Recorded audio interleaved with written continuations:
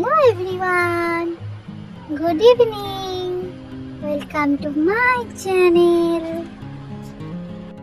আজকে আমি আমার ছোট্ট কিচেনে ডিম ভাজা আর পরোটা রান্না করে দেখাবো।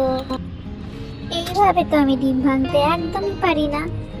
যখনই চেষ্টা করতাম এর আগে তখনই মাঝখান থেকে অর্ধেকভাবে ভেঙে যেত, পুরো ডিমটাই নষ্ট হতো। কিন্তু জানি না কেন আজকে আমার এই মিনি কিচেনে নতুন সেটআপে ঠিকঠাকভাবে আমি এটা ভাঙতে পেরেছি। আমাদের এদিকে তো ছোট ডিম পাওয়া যায় না, আমি বড় ডিম দিয়ে ডিম ভাজা করছি। কি আর করবো, যেটা হাতের কাছে পাই সেটা দিয়েই তো দেখাতে হবে না। তো এটা আমার হলো নতুন সেটআপ, মানে আমি না করেছি কিছুদিন হলো। না এরকম টাইপের ছিল, কিন্তু আগেরটাতে দুটো জানলা ছিল, মানে এটাতে আমি 3টে করেছি। তো আজকে এই নতুন সেটআপে আজ আমার প্রথম রান্না। তো দেখা যাক, তোমরা দেখো আমার সাথে। আমি ডিম ভাজার জন্য ডিমটাকে প্রথমে ঘুটে নিলাম, দিয়ে তার মধ্যে বিভিন্ন গুঁড়ো মশলা, লঙ্কার গুঁড়ো, হলুদ, লবণ এগুলো মিশিয়ে নিলাম। এবার এক এক করে পেঁয়াজ কুচি, লঙ্কা কুচি, টমেটো কুচি এগুলো আমি এক এক করে মিশিয়ে নেব। কিন্তু আমার একটা হাসির ব্যাপার, আমি ধনেপাতা কুচিতে কেটে রেখেওছি, কিন্তু কেন জানি না আমি ডিমের গলাটার মধ্যে ধনেপাতাটা মেশাইনি। যখন রান্না শেষ হয়ে গেছে, সব কিছু মানে কমপ্লিট, তখন আমি এডিট করতে বসে তখন আমি দেখছি যে না, ধনেপাতাটা যেরকম ছিল কাটা সেরকমই পড়ে গেছে। কি আর করা যাবে। তো কথা বলতে বলতে আমার ডিমটা গোলা হয়ে গেছে, তো আমি এটা সাইডে রেখে দিলাম। এবার আমি পরোটাটা করে নেব। তো ময়দাটা আমি আগেই মেখে রেখেছিলাম, অত কিছু দেখাতে গেলে কি হয় ভিডিওটা অনেক বড় হয়ে যায়, তো সেই কারণে। তো এবার আমি লেচিগুলো কেটে নিয়ে এবার আমি বেলে নেব।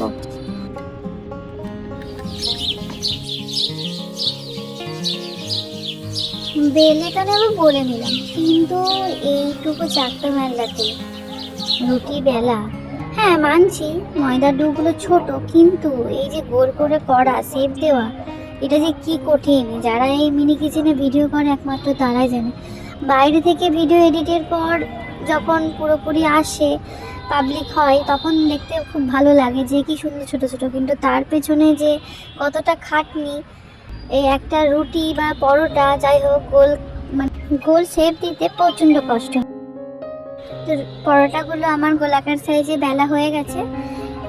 এবার আমি চাটুতে দিয়ে সেঁকে এবার আমি একটু তেল দিয়ে নিচ্ছি ভাজার জন্য, যেহেতু পরোটা তো তেল দিয়ে একটু ভাজতেই হবে। আমি নর্মালি বাড়িতে দেখি যে 3 কোনা পরোটা করতে কিন্তু এত ছোট সাইজ একটা বেলনা, তারপরে ডোগুলো খুবই ছোট, সেখানে 3 কোনা করা যায় না তা নয়। আমি এর আগের একটা ভিডিওতে 3 কোনা পরোটা দেখিয়েছি, তো একই দেখাবো, সেই কারণে আমি আজকে গোলাকার পরোটাই করলাম। আমার এই নতুন সেটআপটা তোমাদের কেমন লাগছে অবশ্যই কমেন্টে জানিও। কিন্তু আমার খুব ভালো লাগে এখানে, যখন আমি ভিডিও করি না, মানে ক্যামেরা অফ থাকে, তখন আমি মাঝে মাঝে সেটআপের ধারে এসে বসে থাকি। আমার এত সুন্দর লাগে দেখতে।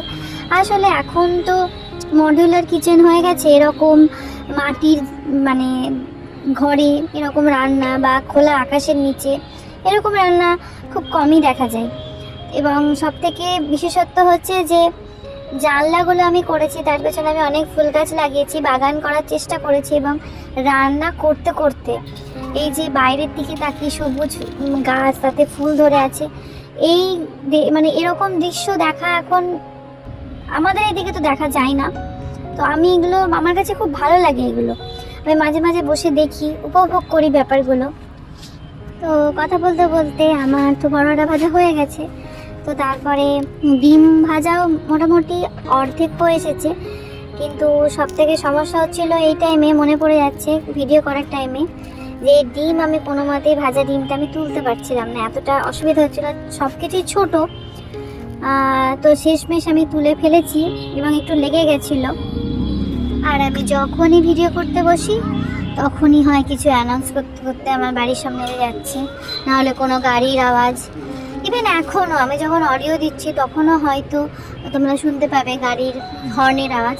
কি করব, কিছু করার নেই, রাস্তার ধারে বাড়ি, তো সব সময় এই অসুবিধাটা ফেস করতে হয়। কিন্তু এখানে একটা টুইস্ট হচ্ছে, যখন আমার ফোন কাছে থাকে না, ফোনে ভিডিও অন থাকে না, তখন নিস্তব্ধ, তখন কোনো রকম কোনো আওয়াজ আসে না।